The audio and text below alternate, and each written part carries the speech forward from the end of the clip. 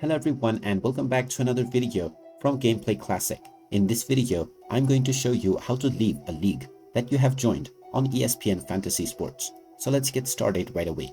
First of all, open up your web browser and then in the address bar type in espn.com/fantasy and press enter.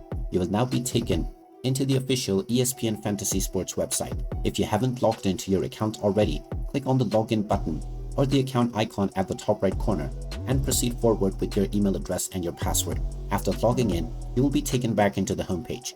Now, from this page, you can click on Join Public League in order to join any league right away. From here, if you click on Join a Public League option, you will see various different options to join a league. When you have joined any league, this will take you into the draft menu right away, and you will also see other teams that are participating within the league.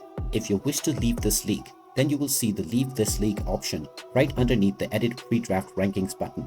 Go ahead and click on it, and now you will once again see the Join This League option, which means that you have already left this league, and you will also not see your team name within the teams list. And there you have it. That is how easy it is to leave any league within the ESPN Fantasy Sports game. If you find this video helpful, make sure you hit that like button and subscribe to our channel if you haven't done so already.